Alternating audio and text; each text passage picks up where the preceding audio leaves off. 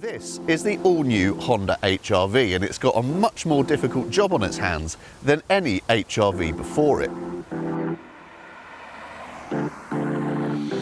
You see, when the first HR-V came out in 1999, it didn't really need to compete for attention. Its unconventional styling stood out a mile, and back then, SUV rivals were still fairly few and far between.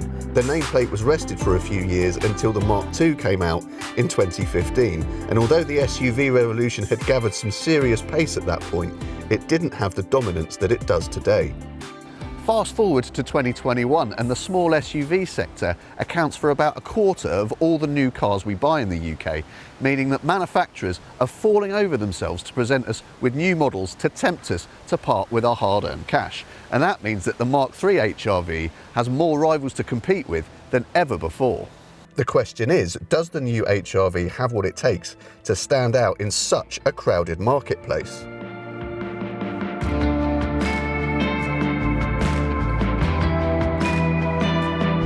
I trust that you're already subscribed to the CarGurus UK YouTube channel.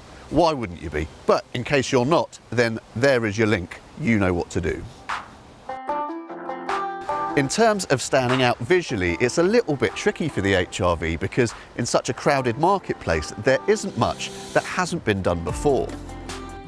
The blended-in body-coloured grille is similar to the one found on the Peugeot 3008, while the slopey coupe-like roofline has also been used on the Renault Arcana, among many others. However, judged in isolation, you have to say that the HR-V is a smart-looking car in its own right, and it has all the important style boxes ticked. But does it have all the important practicality boxes ticked? After all, most SUVs are used as family cars. Open up your boot and you'll find a 319-litre load space. Gotta be honest, that is a bit small for the class. Bear in mind as well that if you go for the range-topping version, your boot is a little bit smaller still because you have a stereo subwoofer that takes up this little gap here. That's not the full story though, because you've got this nice low load lip to make loading heavy items easier, and you've got this little bit of underfloor storage. You've also got split folding rear seats, and because the seat bases cantilever down beneath the backrests as they drop, you get a perfectly flat and level load area.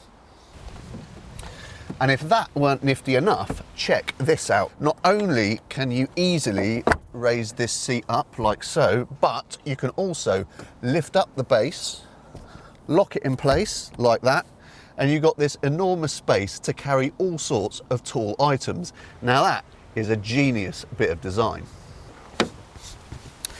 When this space is needed for people rather than stuff, you'll find yourself treated to absolutely shed loads of legroom, so you've got lots of space to stretch out. However, things aren't correspondingly generous when it comes to headroom because this low slung roofline does eat into your space a bit. So if you're 6 foot plus like me, then you will find your hair, or what's left of it in my case, rubbing against the headlining. Headroom is in an even shorter supply if you're made to sit in the middle seat due to the steeply raised cushion you have to sit on. It's a bit hard and narrow as well, but at least the floor in front of you is almost flat. As you'd expect, there is all the space you could want up front, and the HR-V does give you that nice, lofty SUV driving position that a lot of buyers will absolutely love. You've got lots of adjustment for your seat, but although there is rake and reach adjustment on the steering, you might wish that the wheel came a little bit further towards you. In terms of quality, it's a bit of a mixed bag. The design is smart and some of the materials and finishes are really, really nice. But there are some areas where you expect to find soft touch surfaces, but your fingertips are met with harder, less tactile ones, the top of the dashboard being a prime example. Where you can't fault the HR-V though is on the amount of equipment provided as standard. Even the entry-level model gets climate control, heated front seats, automatic lights and wipers, adaptive cruise control, front and rear parking sensors, and a reversing camera. You also get this infotainment system, complete with 9-inch touchscreen, navigation, DAB, Bluetooth, Android Auto, and wireless Apple CarPlay. Now, infotainment was a serious area of weakness for the previous HR-V because the user interface was nothing short of dreadful. Happily, Honda's latest system is much better, with more logical menus, a clearly marked menu button, better graphics and quicker responses.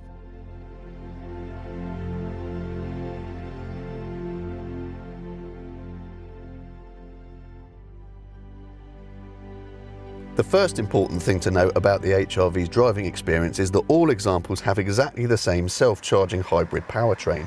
It combines a 1.5 litre petrol engine with 2 electric motors to give you around 130 horsepower and about 52 miles per gallon. Now, the hybrid system in this car works a little bit differently to those of most other hybrids. The vast majority of the time that the petrol engine is running, it's merely generating electricity to top up the batteries, and it's the electric motors that are actually driving the wheels. Although the petrol engine can drive the wheels directly when high speeds or maximum power are needed.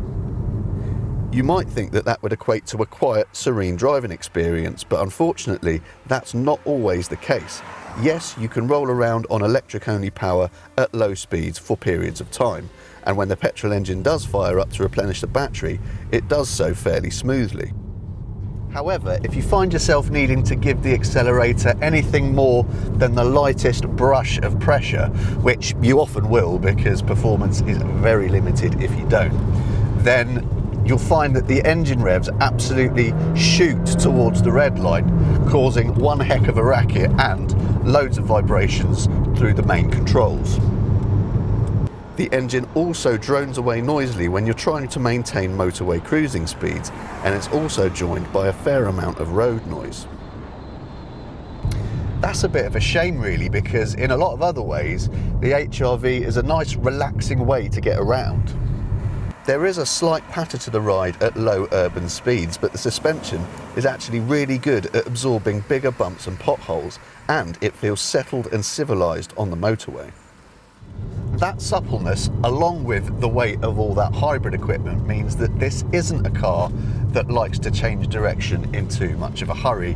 It's much better to take things slow and steady. That said, there is a lot of grip to call upon, so things feel nice and secure, and the steering has a nice, satisfying, meaty weight to it, although it can feel a little bit slow to react.